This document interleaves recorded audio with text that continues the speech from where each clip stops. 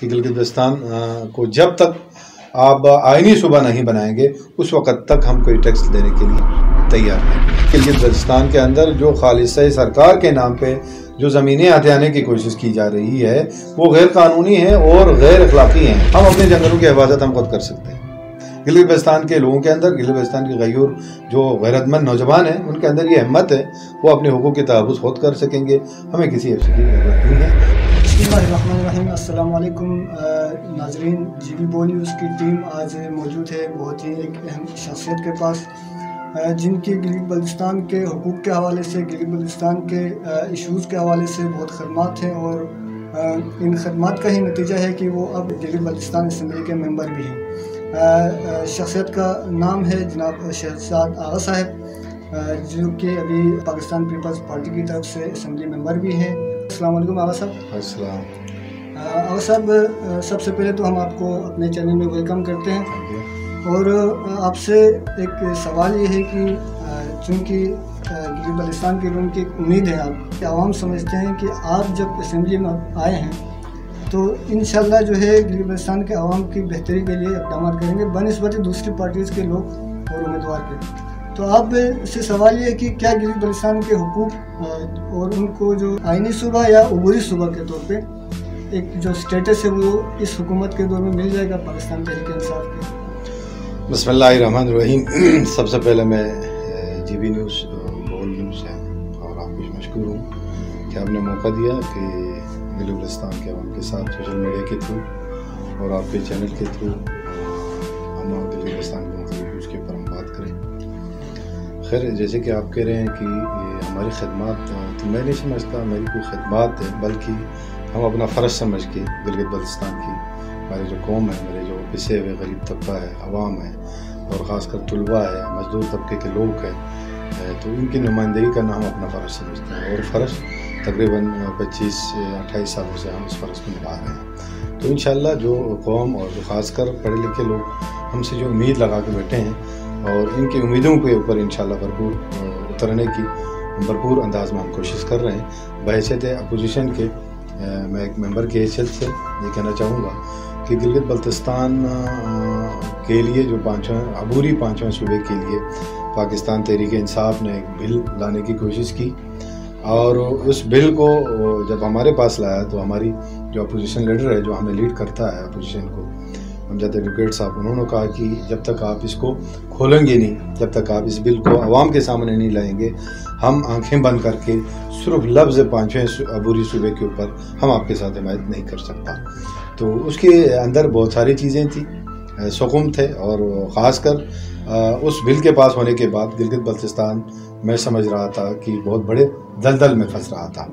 تو ہمارے opposition leader صاحب نے کہا کہ جب تک عوام کے لیے ریلیف اس کے اندر نہ ہو، جیسے کہ اس میں یہ تھا کہ آبادی کے حساب سے گلگت بلتستان کو قومی اسمبلی اور سینٹ میں نمائندگی دی جائے گی، تو ہمارا کہنا یہ ہے کہ آپ آبادی کے حساب سے ہمیں نمائندگی نہ دیں، بلکہ آپ ہمارے جو اضلاع ہے، 10 اضلاع ہے، 10 اضلاع کے اندر ایک نمائندہ ہمیں دے دیں، اور ساتھ میں ہم نے ایک اضافی سیٹ یہ مانگا تھا کہ گلگت ہمارا دارالخلافہ ہے، ادھر بہت بڑا بوجھ ہے عوام کا، لہٰذا اس کو ایک اضافی آپ سیٹ دے دیں۔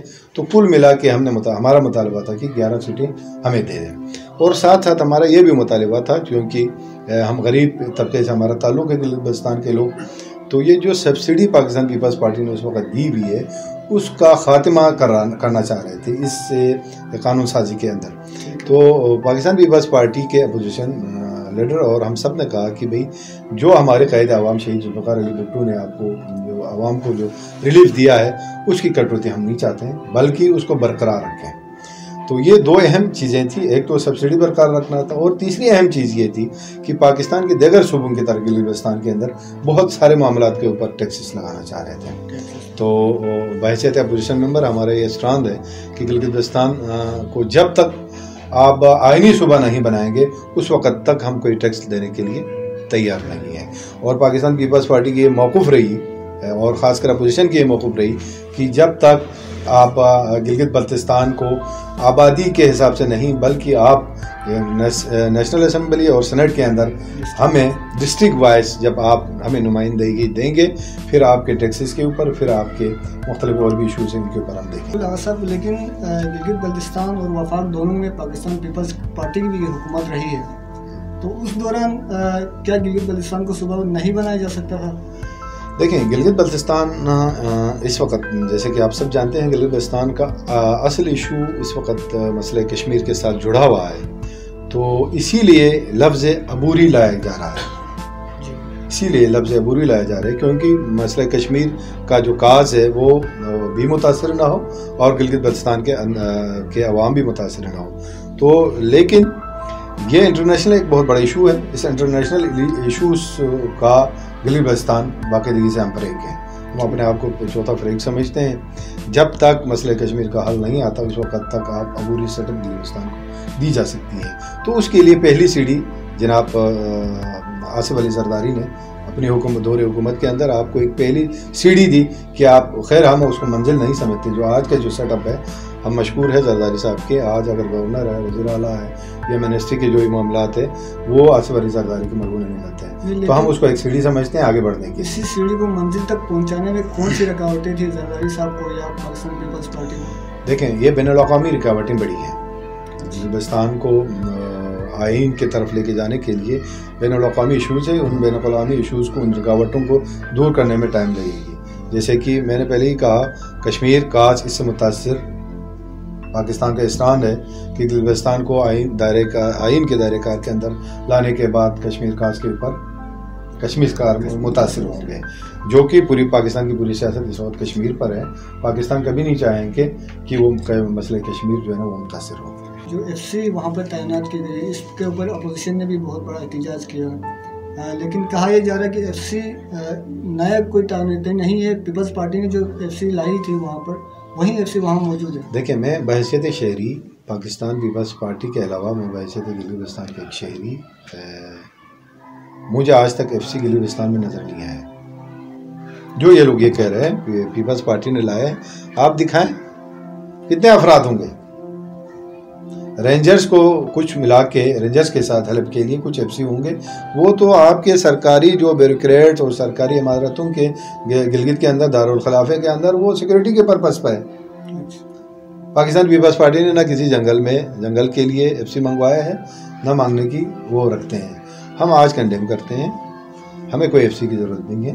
گلگت بلتستان کے لوگ باغرت ہیں, خاص کر جو جنگل کی بات کر رہے ہیں, خاص کر ہمارے دیامر کے لوگ بڑے بہادر لوگ ہیں, باغیرت لوگ ہیں.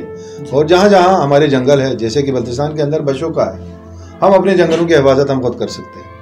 گلگت بلتستان کے لوگوں کے اندر گلگت بلتستان کے غیور جو غیرت مند نوجوان ہیں ان کے اندر یہ ہمت ہے, وہ اپنے حقوق کی تحفظ خود کر سکیں گے. ہمیں کسی ایف سی کی ضرورت نہیں ہے. اگر لانے کی یہ لوگ کوشش کریں گے, نوٹیفیکیشن تو کی ہے, اگر گلگت بلتستان خاص کر بلتستان کے بارڈر کے اوپر اگر یہ لوگ کسی بھی ایف سی کو ہمیں نظر آئیں تو ان کی جان مال کے ذمہ دار جو ہے نا وہ صوبائی حکومت ہوگی. اچھا, پاکستان پیپلز پارٹی کا ایک سب سے بڑا اہم نعرہ تھا اس الیکشن میں کہ حق ملکیت اور حاکمیت, تو اس حوالے سے پاکستان پیپلز پارٹی چونکہ ابھی اپوزیشن میں ہے تو کیا اقدامات کر رہی ہے اس حوالے سے؟ دیکھیں حق حاکمیت حق ملکیت یہ ہمارا انتہائی اہمیت کا حامل نعرہ ہے. یہ صرف نعرہ نہیں تھا بلکہ ہم نے اس کے اوپر عمل درآمد کے لیے ہم انشاءاللہ آگے جا رہا ہے. تو ہماری جو اپوزیشن لیڈر ہے اس نے باقاعدہ بل پاکستان پیپلز پارٹی کی طرف سے ہم نے سبمٹ کی ہے اسمبلی کے اندر. انشاءاللہ جس دن وہ ٹیبل ہوں گے اور بہت سارے جو سہولت کار ہیں ان کے چہرے جو ہے نا وہ بے نقاب ہوں گے, کیونکہ آج یہ دعویٰ کر رہے ہیں بہت سارے کہ ہم گلگت بلتستان کے ہم بڑے باغیرت اور گلگت بلتستان کے حقوق کی تحفظ کے لیے بڑے نعرے لگا رہے ہیں, وہ انشاءاللہ بے نقاب ہوں گے اسی بل کے اندر. گلگت بلتستان کے اندر جو وفاقی پارٹیز ہیں جیسے پاکستان پیپلز پارٹی, مسلم لیگ, دوسری جو مذہبی پارٹیاں ہیں, ان کے لیے جو کام کرتے ہیں وہ گلگت بلتستان سے مخلص نہیں ہے. کچھ ہمارے جو نوجوان طبقوں کا سوال ہے, تو اس حوالے سے آپ کیا کہیں گے؟ نہیں دیکھیں, ان کا خلوص شرط نہیں ہے. خلوص گلگت بلتستان سے عوام کی جو مینڈیٹ لے کر اسمبلی کے اندر آتا ہے, ہمیں ان کی خلوص چاہیے. اگر وہ مخلص ہو عوام کے ساتھ تو پارٹیاں کچھ حیثیت نہیں رکھتی. اگر مثال کے طور پر پاکستان پیپلز پارٹی نے مجھے اسمبلی کے اندر ایسے نہیں بھیجا، اس لیے بھیجا تاکہ پیچھے ہوئے لوگوں کی نمائندگی کریں. اب میرے اوپر ہے کہ میں صرف پارٹی کی نمائندگی کروں یا پاکستان یا پورے گلگت بلتستان کے ریجن کی میں بات کروں. لیکن تو خلوص ہونا چاہیے، جو سلیکٹ ہو کے اندر آتے ہیں ان کے اندر خلوص. لیکن اگر آپ پارٹی کی جو ہے پالیسی پہ عمل کریں گے تو وہاں کے حقوق جو ہے کو پورا کرنے میں آپ جو ہے کامیاب نہیں ہوں گے. ایسا کوئی نہیں. دیکھو گلگت بلتستان کے اندر اگر پاکستان پیپلز پارٹی کی حکومت ہوتی یا ہمیں میجورٹی ملتی تو شاید ہماری اپنی پالیسی تھی گلگت بلتستان کے حوالے سے. ہم نے پہلے ہی ہماری قیادت جو گلگت بلتستان کے الیکشن کے اندر آپ دیکھ رہے ہیں، ہماری پوری قیادت، ہمارے چیئرمین صاحب، ہم ان کے مشہور ہے بلاول بھٹو زرداری صاحب، کہ وہ ایک عرصہ گلگت بلتستان کے چپے چپے کے اندر وہ ایکٹیویٹی کی، اور اس کی وجہ سے گلگت بلتستان کے بہت سارے مسائل نیشنل اور انٹرنیشنل میڈیا کے اندر آ گئے، اور بہت سارے مسائل کے حل میں ہمیں مدد ملی. تو ہم ان کے مشہور بھی ہے، اور ساتھ ساتھ ہم نے قیادت کو یہ ریکویسٹ بھی کی تھی، ہم نے اپنی پالیسی ان سے شیئر کی تھی گلگت بلتستان کے حوالے سے. تو آپ یہ کبھی نہیں سوچنا کہ گلگت بلتستان کے اندر پاکستان پیپلز پارٹی کی حکومت ہو اور ہم ہاتھ پہ ہاتھ رکھ کے بیٹھے رہیں اور وفاق کے اندر ہماری سودا بازی ہو. ایسا نہیں، ممکن نہیں ہے. بلتستان کا ایک بڑا مسئلہ یہ بھی ہے کہ کارگل اسکردو روڈ کے حوالے سے کئی سالوں سے جو ہے عوامی مطالبے رہے ہیں. تو اس حوالے سے اس دفعہ اسمبلی میں کوئی بل بھی پیش کرنے کی کوئی خبر گردش کر رہی تھی، تو اس حوالے سے آپ کیا کہیں گے؟ نہیں، انشاءاللہ دیکھیں، یہ ہماری گلگت بلتستان، خاص کر ہمارے جو منقسم خاندان ہیں، ان کا یہ ڈیمانڈ رہا ہے. خاص کر میرے اپنی پولیٹیکلی جو جدوجہد رہی ہے اس میں یہ مطالبہ شامل رہا ہے. تو ہماری بھرپور انداز میں ہماری جدوجہد جاری رکھیں گے کہ ہمارا مطالبہ یہ ہے کہ کرگل اسکردو روڈ کھولیں چھوربٹ اور خرمانگ سے، تاکہ ہمارے منقسم جو آپس میں کچھ لوگ تقسیم کے دوران ادھر رہ گئے بلتستان کے اندر، کچھ ادھر انڈیا کے اندر کرگل لداخ کے اندر ہے. ہمارا مطالبہ یہ ہے کہ یہ روڈ کھولیں. یہ ہمارا قدیم تجارتی راستہ بھی ہے، ہم تجارت بھی کر سکیں، ہم جو بچھڑے ہوئے خاندان ہیں آپس میں مل بھی سکیں. لیکن یہاں پہ ایک غلط فہمی یہ پھیلانے کی کوشش کی جاتی ہے کہ کرگل روڈ کھولنے کی بات آتی ہے تو کہتے ہیں جی یہاں وہاں جا کے بیٹھنا چاہتے ہیں. ایسی کوئی ہرگز بات نہیں ہے. ہمارے گلگت بلتستان کے، خاص کر بلتستان کے ان غیرت مند بزرگوں نے، ان غیرت مند نوجوانوں نے ڈوگرا کو اپنے مدد آپ بھگایا ہے. تو ہم کبھی ادھر بیٹھنا نہیں چاہتے، بلکہ ہم اس روڈ کو کھول کے تجارت کرنا چاہتے ہیں. اس روڈ کو کھول کے ہم پوری دنیا سے لنک چاہتے ہیں. جس طرح دیگر صوبوں کے اندر لوگوں کو یہ حق حاصل ہے، تو ہمارا مطالبہ ہے کہ یہ حق ہمیں بھی حاصل ہو. تو انشاءاللہ اس کے لیے ہم باقاعدہ بل لائیں گے، ہم باقاعدہ قرارداد لائیں گے اسمبلی کے اندر. اس فورم پہ انشاءاللہ ہم کوشش کریں گے کہ یہ روڈ. ابھی تک کوئی قرارداد اسمبلی میں اس حوالے سے نہیں، ابھی تک نہیں. ایک اہم ایشو گلگت بلتستان کا یہ بھی ہے کہ وہاں پر زمینوں پر قبضے، یعنی گورنمنٹ جو ہے اپنے پراپرٹی جو ہے اپنے آفیسز کے لیے، اپنے دیگر کاموں کے لیے عوامی جو زمینیں ہیں ان پر جو ہے اپنے بلا معاوضہ جو ہے قبضے کر رہے ہیں. تو اس حوالے سے آپ کا کیا موقف ہے کہ یہ کس حد تک جو ہے؟ دیکھیں، یہ پاکستان پیپلز پارٹی کی یہ موقف واضح ہے. اس موقف کے اوپر جس طرح عام الفاظ میں ہم نے اس کو حق ملکیت کا نام دیا، ہمارا یہ کہنا ہے گلگت بلتستان کے اندر جو خالصہ سرکار کے نام پہ جو زمینیں ہتھیانے کی کوشش کی جا رہی ہے وہ غیر قانونی ہیں اور غیر اخلاقی ہیں. جس طرح سندھی سندھ کے زمینوں کا مالک ہیں، بلوچستان کے اندر جو ریگستان پڑے ان کا مالک ہیں، اور پنجاب کے جو زمینیں پڑی ہیں ان کا مالک پنجاب ہیں. اسی طرح ہم بھی سمجھتے ہیں کہ گلگت بلتستان کے جتنے بھی زمینیں پڑی ہیں اس کی ملکیت ہمارے پاس ہے، اس کا مالک ہم ہیں. وہاں گلگت بلتستان کے اندر جو خالصہ کے نام پہ واویلا مچانے کی کوشش کرتا ہے، ہتھیانے کی کوشش کرتا ہے، اس کو ہم باقاعدگی سے تحریک کے ذریعے ہم نے روکا ہے. تو انشاءاللہ تعالیٰ یہ خالصہ سرکار کی جو کنسپٹ ہے وہ جلد دور کیا جائے گا. اپوزیشن لیڈر امجد ایڈوکیٹ صاحب نے اسمبلی کے خطاب میں، پہلے خطاب میں غالباً یہ کہا تھا کہ گلگت بلتستان میں جو حکومت بنی ہے پاکستان تحریک انصاف کی، اس کے ذمہ دار کئی مذہبی جو ہے شخصیات کو جو ہے ٹھہرایا. جی جی.